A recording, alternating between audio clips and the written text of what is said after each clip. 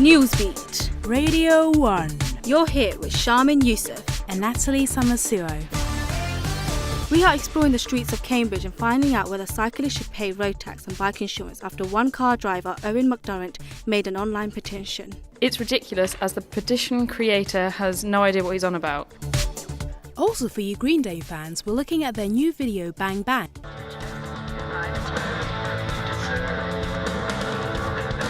And talking about the controversy. We are also asking students whether they have enough to live with after the number of students are getting jobs increases. Because there's no upper cap on the rental market on their prices, what's actually happening is the money plugged straight into the students by student finance is going straight into the rental market. But more of this later. First, we look at how footache can be prevented. A podiatrist has discovered a new formula to prevent feetache from heels. Jonathan Stone, a scientist from Cambridge University, has studied the podiatrist's new work. Our reporter Arianne French, featuring Jonathan, will tell us more.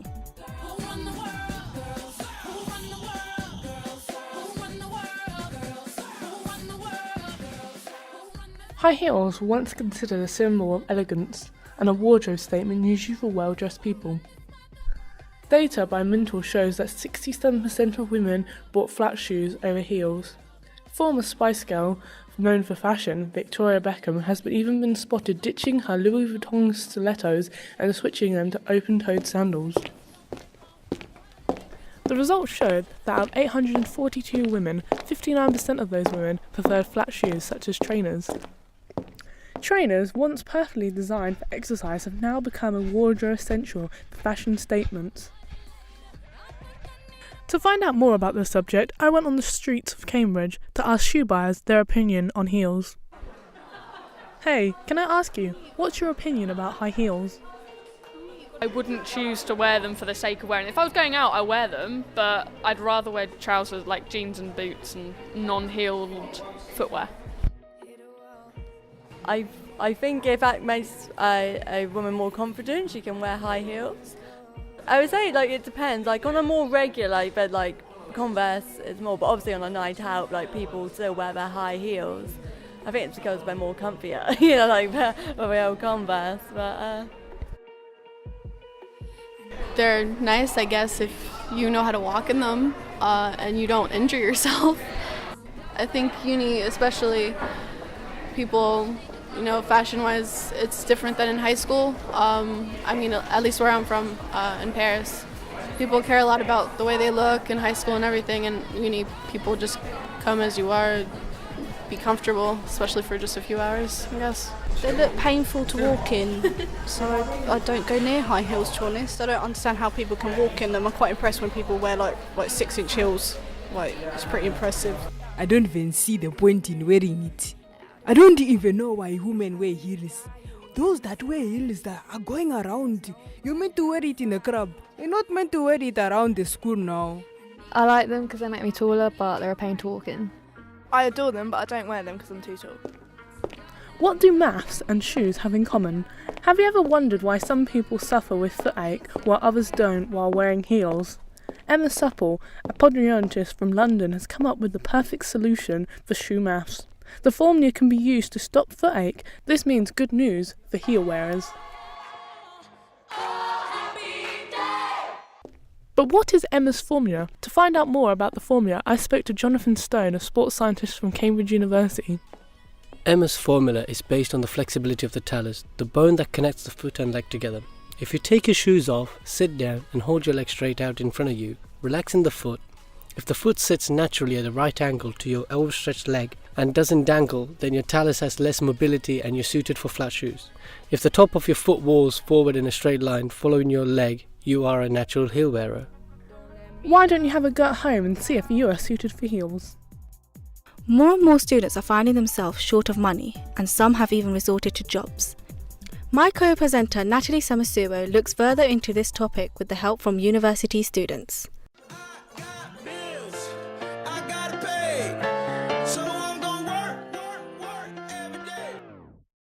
According to British Council database in 2012, 1.8 million people were in higher education in the UK. Every day this number is increasing. The most common way for students is to rely on student finance and incomes from part-time jobs, with some input from their parents or guardians.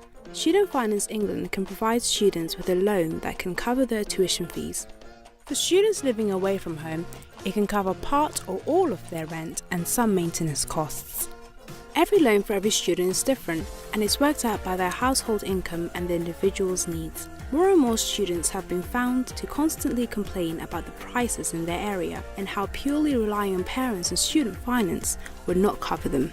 Cambridge, a city considered one of the most expensive places to live for students that is outside of London, contains 2 universities, Anglia Ruskin University and the University of Cambridge. The 2 universities work very differently. One of the main differences is the freedom for students to work. At the University of Cambridge, students are expected to focus all of their time on their education and not to take up any part-time work. The University of Cambridge is known for having selective high-achieving students, whereas at Anglia Ruskin University, students are encouraged to work at least part-time. We went to talk to both university students, asking what they thought about holding down a part-time job and a full-time degree at the same time, and these were their answers. Well, I personally work as a part-time, but I think it affects my education because I get less student finance and we get loads of essays and I can't concentrate on them because I have to work. I personally would like more student finance than working when I'm studying. Because there's no upper cap on the rental market on their prices, what's actually happening is the money plugged straight into the students by student finance is going straight into the rental market rather than going into the students themselves. Because I pay international fees, which are like 20 times higher than regular fees, but it's great. I've got great parents and they cover most of the fees and most of my day-to-day expenses. But I've got a job at my college bar for 2 hours every week, which gets me about £20, which is nice to have, extra cash in the pocket. But not having a part-time job means I have more time to do things I love, like playing sports and going out with my friends. So it's kind of a mix of both, positive and negatives. For me, I don't really want one. Firstly, because I don't need one, because I get 2 bursaries, one from Cambridge and one from the exam board OCR, so I feel like in terms of finances they're all covered. I also have student finance, which obviously doesn't cover everything, but on top of the bursaries, then I feel very comfortable in living. Also, my degree is quite intensive, so doing economics, I don't think I'd really have the time to balance a job, doing work, and then also have a social life as well. I went to Anglia Ruskin University and had a nice little chat with Jennifer Little, who works in the employability faculty as an advisor. And this was her view on having a part-time job while studying a full-time degree. From an employability point of view, actually, when you come to the end of your course, if you've worked part-time, you will have some fantastic time management skills, and actually you will have a real-life referee to be able to give you a reference after you've finished. As you can hear from the students and from Jen Little, there has been mixed opinions on whether having a part-time job will affect your course either positively or negatively. With the rise in advanced technology and a lot of online platforms, parents have to be more cautious of what their children are viewing online, even with the internet security. Fatima Arif, a primary school teacher, shares her experience with children using new technology. Our reporter Gloria Putri, with the help from Fatima, explains their findings. Drive. The development of information and communications technology has contributed to education of children. It is thought to be a concern of parents over what their children are viewing on the internet. It has been shown by a study that 32% of 8 to 11-year-olds have their own smartphone. Moreover, technology advances have created several apps that can be downloaded freely and easily by anyone. For instance, Facebook and Snapchat are placed as the 2 highest used social networks for 12 to 15-year-olds. Not only that, but even one of the most well-known dating apps called Tinder has been popular and used among children under 18. Children communicating amongst online sites may consider effectively strangers as their online friends. In addition, the research indicates that around 27% of young people are the ones mainly influenced by negative posts and comments on the internet. However, is it technology's fault, or should parents deal and tackle with this condition when it comes to their children's development and technology? Some parents are known to use internet security software to prevent their children seeing inappropriate content while being unsupervised. But should this be the case? I interviewed Mrs. Fatima Arif, a teacher at Milton Road Primary School in Cambridge, to find out more information regarding children's development and technology. Is the internet security doing enough to help prevent their children seeing negative comments on the internet? I think it's a lot better than what it used to be like 5-10 years ago, because you could access things quite easily, but obviously because of what's been happening and what has been happening, it is obviously the security is quite high now. When you think about social media though, because children can easily fake their age and make accounts, so I guess even though the security is high, professionals, teachers and parents do need to keep an eye on how much children are being exposed to internet, what they're doing. And I believe that at home, parents should be keeping an eye on what their children are going on, not just leaving it, for example, having a laptop or a computer in their bedrooms. So, obviously then they can easily make like Facebook and whatnot using fake accounts and adding strangers. So even though the security is quite high, it's still possible for them to access content that they shouldn't be. Do you think there is a way that children can see negative comments without becoming influenced by them? Negativity can rub off onto children from the internet. Children tend to copy what is going around. So if they follow somebody on, like, for example, YouTubers, a lot of children are fans of YouTubers nowadays. I mean, who's not? There's always something, whether it's fashion, football, gaming, there's always a YouTuber out there that's talking about it. So if there's anything negative that this famous YouTuber is talking about, for example, can rub off onto the children can imitate it. And, there are children who will bring it into school. Even though they're coming to school to do their education, they will be talking about stuff that they are being exposed to. Do you think it's appropriate to give children under the age of 15 their own mobile device? As a teacher, obviously at schools, these sites are restricted anyway. They can't access social media sites unless there is a project that includes things like that. Just keeping an eye on the children, even though the security is high, I do believe children can. Overall, we can see as much as technology is growing, parents should keep an eye on their children rather than relying on other protection systems such as parent controls. Owen McDarren has created an online petition to make cyclists pay road tax and bike insurance, even after bike tax was abolished. To find out whether the petition will be successful, our reporter Arianne French explores this further. Should bike riders pay road taxes? This is a new concern for car users. This has been an old age battle between cyclists and motor drivers, with drivers shifting up a gear. Owen McDarren, a car driver, created an online petition to make cyclists pay road tax and hold insurance to ride on British roads. The petition was aimed at the new Prime Minister, Theresa May. However, numerous comments point out that road tax was abolished in 1937. The requisition was created after the story that West Midlands Police had started targeting drivers who didn't give cyclists enough room on the road when passing them. We went to the streets of Cambridge, a city known for having lots of cyclists, to ask both drivers and cyclists their opinion. What's your view on the petition to make cyclists pay road tax and bike insurance? Okay, I agree with bike tax and bike insurance because in Cambridge there's way too many people with bikes and I feel like I'm going to run someone over at some point. It's not good.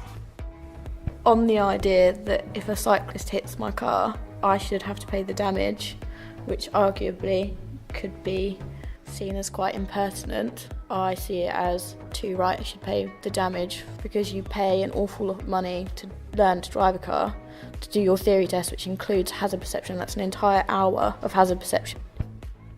It's ridiculous as the petition creator has no idea what he's on about. Road tax for bikes doesn't exist.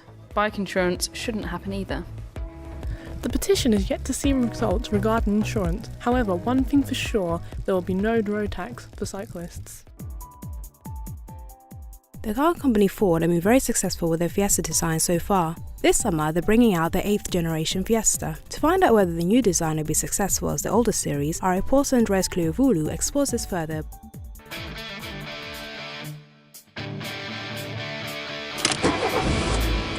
Ford Fiesta has been announced as the UK's best-selling car since 2008, according to the Auto Express test team in the UK. Ford have now released their 7th generation Fiesta, which will be available in summer 2017. The Ford team claimed that the new Fiesta has more room, however it only has 2 back seats and a lower roof.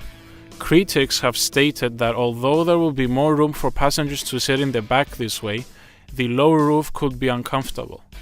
The new Fiesta holds the old-fashioned entertainment system, unlike the competition such as the Volkswagen Polo.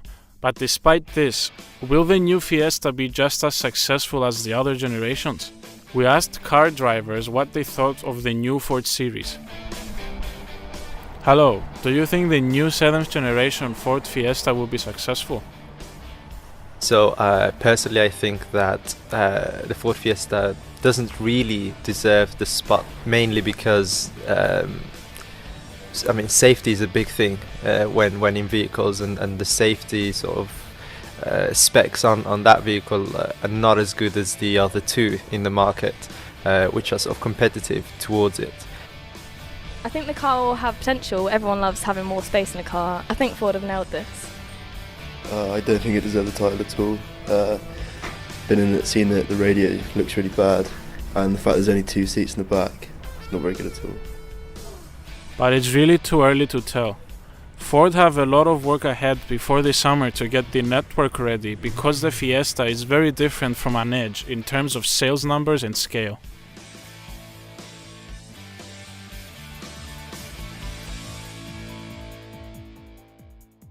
Alzheimer's Research UK has released a Christmas advert which mainly focuses on the elderly.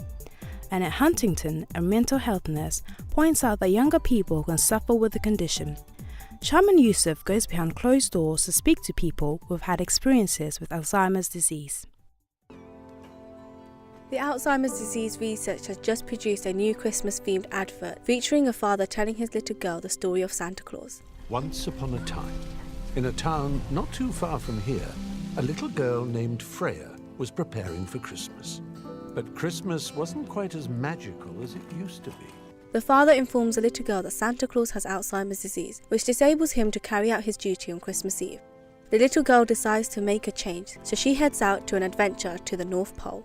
Alzheimer's disease is the most common cause of dementia. It is a physical disease which affects the brain. Alzheimer's disease was coined after the first doctor, Alois Alzheimer, who described the disease. It is predicted that 2/3 of the population are likely to suffer with this illness.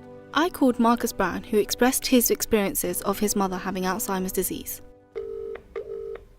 My mother, she suffered from Alzheimer's, and she became very distant and could not recognise family members, which is very sad and upsetting, as she was such an intelligent and clever person before she got the disease. Symptoms of dementia can include memory loss, difficulties with thinking, problem solving and language. The condition is caused by proteins building up in the brain that form structures called plaques and tangles. This leads to a loss of connection between the nerves, resulting to the death of nerve cells and loss of brain tissues. Symptoms of the disease start off mild but worsen over time. Early signs of Alzheimer's disease can include losing items, struggling to find words, forgetting people's names and getting lost in familiar places. These symptoms can worsen into hallucination, unusual behaviour characteristics and aggressiveness. I got hold of mental health nurse Annette Huntington, who discusses her views of the Alzheimer's Research Christmas advert and her experiences. I was a psychiatric nurse for 37 years and worked in mental health right the way through, nursing young and old, but the majority of the patients were old. There's very few services for younger ones. When they're suffering from Alzheimer's can become very strong, their characters change, and I actually had a table thrown at me. The Christmas advert seems to me that it's aimed at the elderly. The advert shows Father Christmas, who has obviously got older and become frailer and frailer because of his mental health issues. And although They were saying that it's mental health can affect everyone. It seems like it's aimed just at the elderly. Although the advert focuses on older people having Alzheimer's disease, anyone at any age can be affected. I spoke to the carers of 7-year-old twins who are suffering from Alzheimer's disease. We started noticing they started having problems with balance and coordination. They appeared to be growing and developing normally. They develop speech, they walk, they talk, they have good quality lives, and then they start losing those abilities. The Alzheimer's disease research is working hard this Christmas to bring some Christmas magic to help families who are suffering with the illness. Their research hopes to find a cure to tackle this illness. Even the smallest donation can make an impact. Freya gathered the elves around and showed them that maybe, if a broken mechanism could be mended, then so could Santa. For more information or to make a contribution, please go to www.alzheimersresearchuk.org. I believe in you. The band Green Day has released a music video that is considered controversial as it reflects mass shootings. Neil Henderson, a university professor, explains how the video may affect viewers. Our reporter Andreas Kleovoulou explores this further with help from Neil Henderson.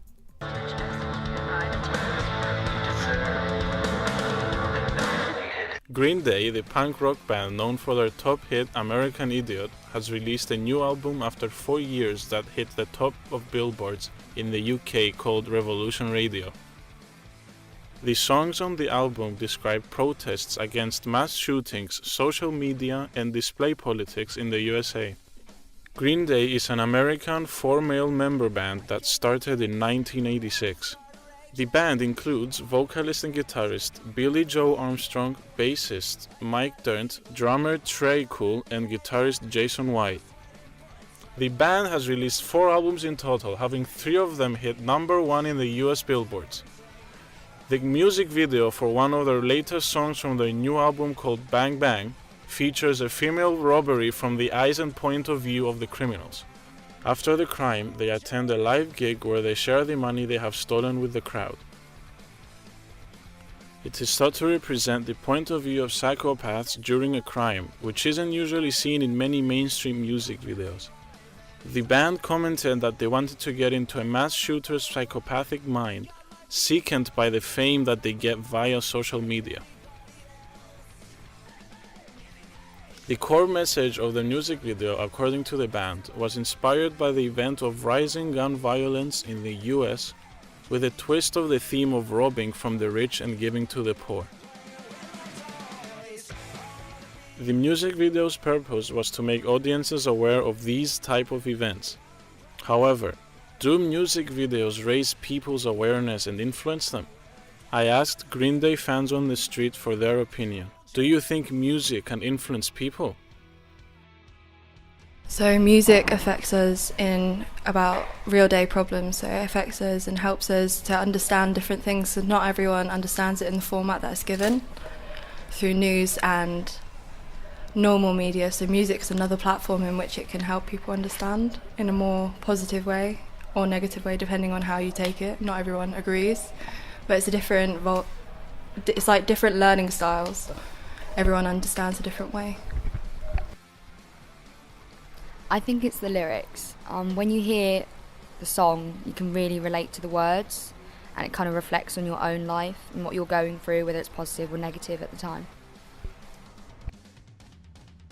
In addition, I have interviewed Neil Henderson, the course leader for Film and Media Studies from Anglia Ruskin University. This is like, you can see that Green Day, they want to be able to say something. They're sincere, right? There's a sincerity about them, and they don't want to just be. They want to make a political comment, but they can't really. That music is not really saying anything. It's sort of devoid of any meaning. They're a strange band because they're one of the sort of last rock bands of the 90s. They feel like they have a responsibility to say something about social, political things, like that American Idiot record, which was a kind of, that's probably one of the few things which is a kind of very overt kind of critique of the war on terror and Iraq. Lyrically, it's not terribly sophisticated, I mean, it doesn't have the complexities of something like Masters of War by Bob Dylan. I think like this sort of, it's interesting, like they're trying to kind of continue this Bob Dylan tradition. According to the fans and the professor, a decision was not finalized on whether the song can influence people. That's everything for today. We'll keep you updated for more news beats.